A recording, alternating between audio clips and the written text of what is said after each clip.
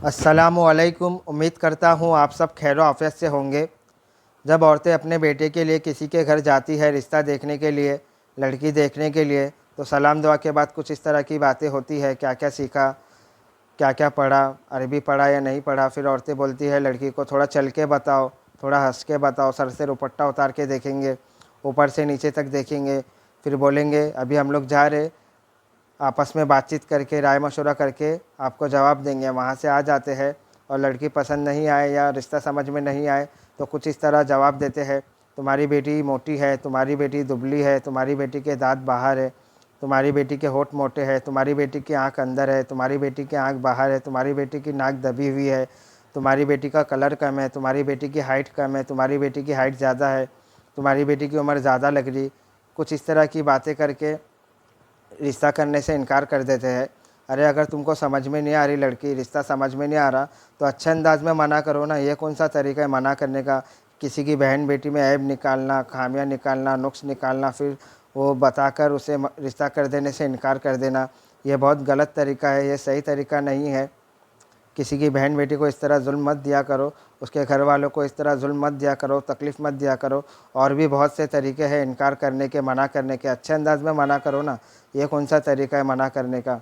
और फिर जब रिश्तेदार भी घर आते तो एक दूसरे जैसा उनको जलाने के लिए, तुम्हारी बेटी की बात कहीं चली चली क्या? नहीं नहीं, एक दो जगह से आया था लेकिन कुछ जमा नहीं। अरे मेरी बेटी को तो फ़ला फ़ला जगह से रिश्ते आ रहे, बड़े बड़े घर के रिश्ते आ रहे, लेकिन अभी इसके अब्बू बोल रहे कि करने का नहीं, थोड़ा रुक के करेंगे।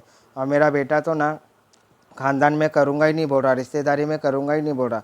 अरे तुम मिलने जुलने के हिसाब से आए, मिलो जुलो चले जाओ ना। ये सब तुमसे किसने पूछा और तुम क्यों बता रहे ये सब? लेकिन नहीं, रिश्तेदारों को जलाने का रहता है। अपने दिल को ठंडक देने के लिए इस तरह की बातें करते, इस तरह के अल्फाज इस्तेमाल करते और चले जाते। इस तरह मत किया करो, किसी को तकलीफ़ मत दिया करो। अपने होके अपने वालों को इस तरह तकलीफ़ देते, ज़रा सोचो, ठंडे दिमाग से सोचो ज़रा, ये सही है या गलत है। इस तरह मत क्या करो, अपनी बड़ाई मारने का और फिर सामने वाले को तकलीफ़ देने का, ये गलत तरीका है, ये बहुत अच्छी बात नहीं है ये।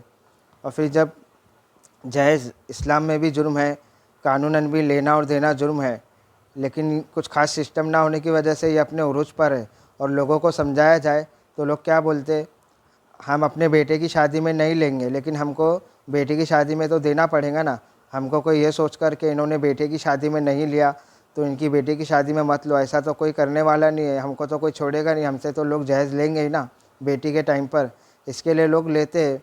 और जहेज़ को बुरा सब बोलते, बुरा समझते, बुरा कहते, लेकिन लोग लेते भी है और लोगों को देना भी पड़ता है। और जोड़े की रकम लोग कैश ले लेंगे, लेकिन मेहर को उधारी में रखते। बाप का और भाई का शादी, बेटी की शादी करवाने में, बहन की शादी करवाने में तेल निकल जाता है। माँ के जेवर बिक जाते, बाप का छोटा मोटा प्लॉट होएगा तो वो बिक जाता है। लोग किसी तरह पेट काट काट के पैसे जमा करते हैं शादी के लिए, बिस्या डालते हैं, मेहनतें करते हैं दिन रात बेटी की शादी करने के लिए। और लोगों की ज़िंदगी का मकसद ये बन जाता है कि बस किसी तरह हमारी बेटी की शादी हो जाए। उनसे पूछो ना कि तुम्हारी ख्वाहिश क्या है, तो वो ये नहीं बोलेंगे कि मुझे हज पर जाना है, वो ये बोलेंगे कि बस मेरी बेटियों की शादी हो जाए, मेरी बेटी की शादी हो जाए। और उसके बाद फिर हमें मौत भी आ जाए तो कोई गम नहीं। और लोगों को जब मालूम होता है ना कि फ़ला फ़ला घर में लड़की है, शादी की उम्र शादी की उम्र हो चुकी है, शादी के लायक है, लेकिन उसके बाप के पास जहेज़ का इंतज़ाम नहीं है, तो फिर वो घर पर रिश्ते नहीं जाते। कोई वो घर पर फटकता भी नहीं है, रिश्ता लेकर जाता भी नहीं है, क्योंकि उनको मालूम होता है कि कुछ दे नहीं सकते तो फिर जाके मतलब ही क्या। इतने लालची हो गए लोग।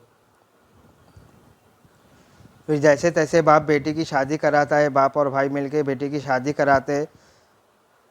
वो शादी का, जो मांगियों का और दूसरी फजूल रस्म व रिवाजों का कर्जा सर से उतरता नहीं कि फिर डिलीवरी का खर्चा, यानी ये भी एक बहुत फालतू की रस्म व रिवाज है कि बहू की पहली डिलीवरी माँ बाप के यहाँ होना चाहिए। वो कर्ज़ा उतरता नहीं उतरता कि फिर ये कर्ज़ा आ जाता डिलीवरी का, फिर डिलीवरी हुई नहीं हुई, छट्टी, फिर छिल्ला। जब तक हम ये फालतू रस्म व रिवाजों को मानेंगे, इस पर अमल करेंगे, ये रस्म व रिवाजों पर चलेंगे, तब तक परेशानी रहेंगे। अपनी ज़िंदगियों में नबी के तरीक़े को लाओ, प्यारे नबी की सुन्नतों पर अमल करो, अल्लाह के हुक्म और फरमान को मानो, तो फिर ज़िंदगी में सुकून और अमन आएगा। जब तक इस पर चलेंगे परेशानी रहेंगे। लेकिन नहीं, सुनते, एक कान से सुनते एक कान से निकाल देते। हमको लोग क्या कहेंगे ये ज़्यादा फ़िक्र रहती है ना। अल्लाह को राज़ी करने का बाद में सोचेंगे, लेकिन पहले लोग क्या सोचेंगे वो सोचना है हमको। लोग राज़ी होते नहीं होते, हम अगर ऐसा करेंगे तो लोग क्या सोचेंगे, लोग क्या बोलेंगे, ये रहता है हमारे पास। तो फिर भुगतो, इसी तरह भुगतो, फिर क्या है। जब तक अल्लाह को नाराज़ करेंगे तो फिर ऐसी तकलीफ़ होने वाली है, परेशानी उठाओ। फिर निकाह को सुन्नत तरीके से करो, निकाह को आसान बनाओ, ये सब फालतू रस्म रिवाजों को छोड़ो, अल्लाह के हुक्म को मानो, प्यारे नबी के तरीके पर चलो। उम्मीद करता हूँ मेरी बात आपके समझ में आई होगी।